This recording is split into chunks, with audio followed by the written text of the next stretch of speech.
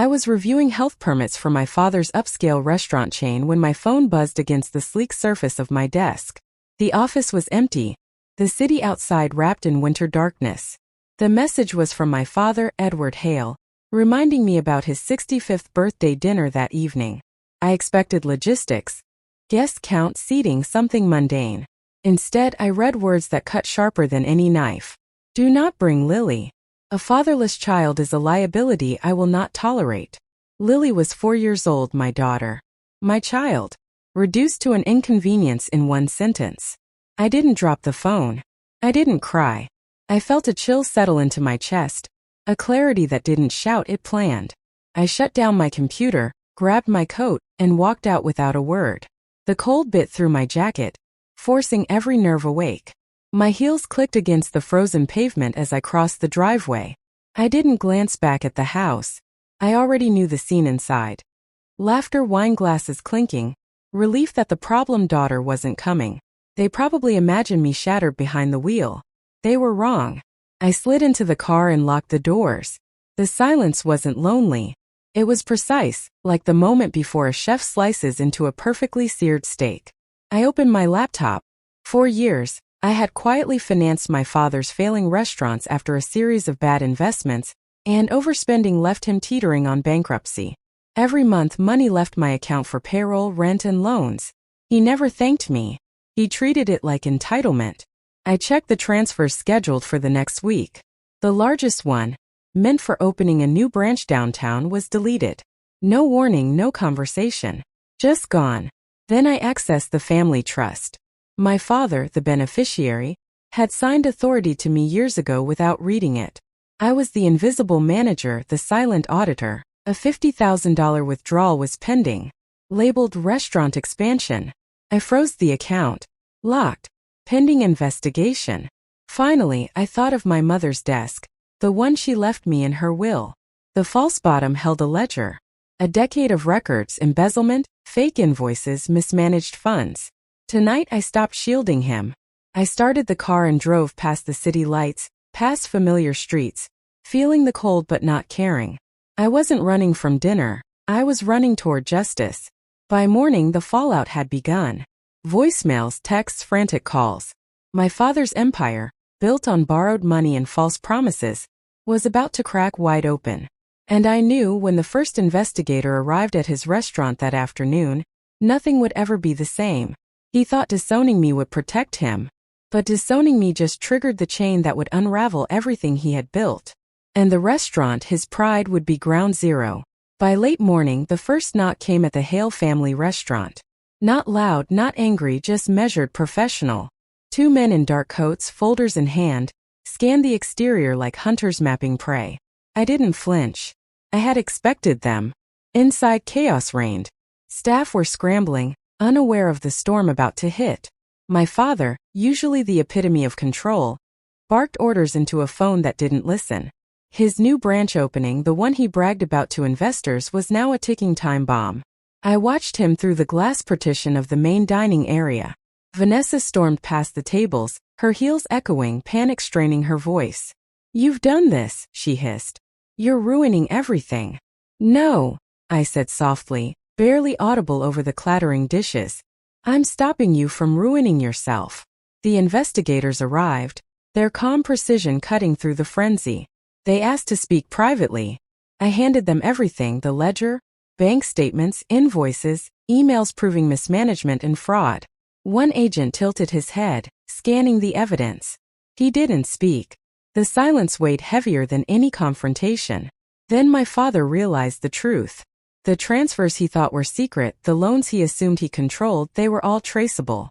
Every falsified invoice, every misappropriated fund, every bribe disguised as restaurant promotion, was now a map pointing directly to him. He froze. For once, Edward Hale, the man who had commanded rooms and intimidated investors, was powerless. By noon, the restaurant was swarmed with auditors and legal representatives. Tables were cleared, reservations canceled. The head chef whispered that they had never seen him this rattled. Word traveled fast among the staff. Fear replaced loyalty overnight. Vanessa tried one last time, her voice cracking. "You think the truth is going to save you?" I don't need saving, I replied. By evening, the first formal notices were delivered.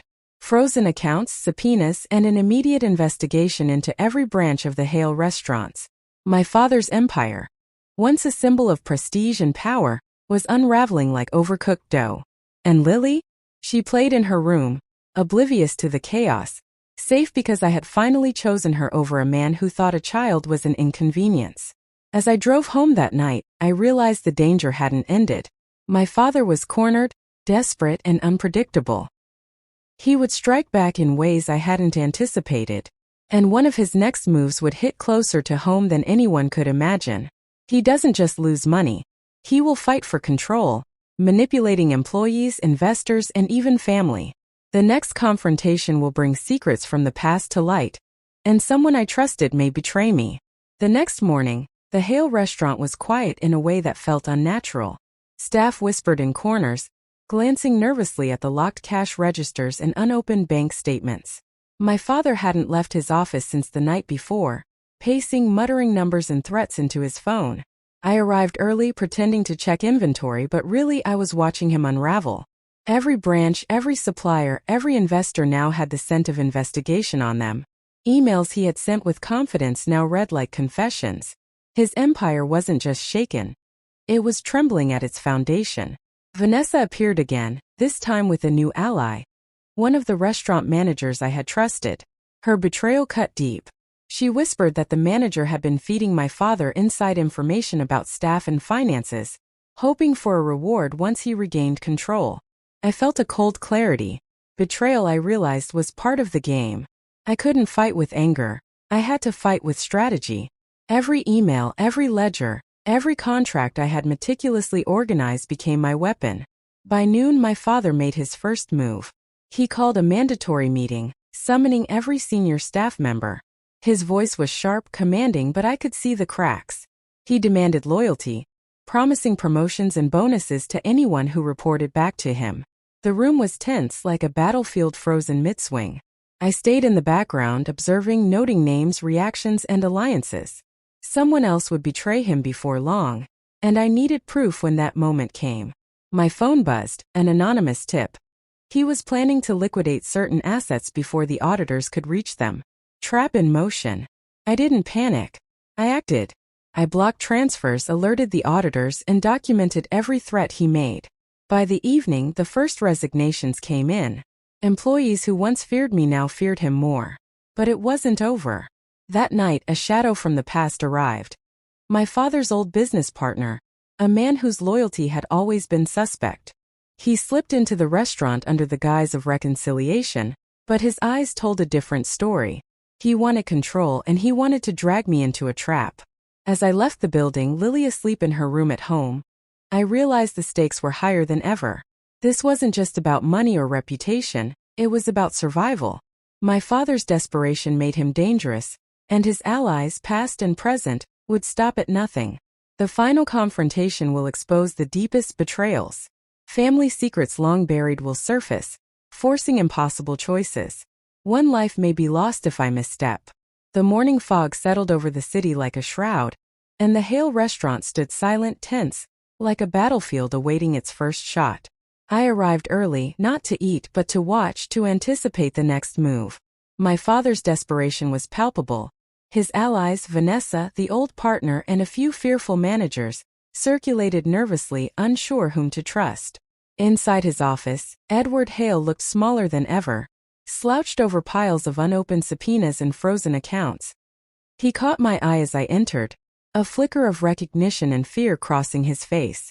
He knew, truly knew, that the game had changed. I wasn't just a daughter anymore. I was the one controlling every exit, every resource, every record. Then the final betrayal hit. The old partner made his move, trying to access the safe containing crucial financial records.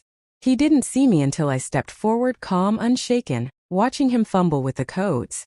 In that moment, I realized the depth of my father's failure. He had trained men to obey, not think. And now, his own machinations had turned against him. The confrontation was tense. Words were exchanged, harsh, revealing, full of veiled threats. "You think this proves anything?" my father spat. "You'll regret this." No, I said softly. I stopped protecting you. Everything else is consequences. Vanessa tried to intervene, screaming that the restaurant, the legacy, everything depended on keeping him free. I didn't argue. I let her panic unravel. She didn't see the auditors arrive, quietly documenting, recording, logging every illegal attempt at interference. Every move my father and his accomplices made was a brick in their own cage. Hours later, federal agents returned with papers sealing the restaurant's operational accounts. My father realized fully. This empire he had built with lies, intimidation, and borrowed time was crumbling. The restaurant would continue, but not under his control. Assets were frozen, contracts nullified, partners investigated.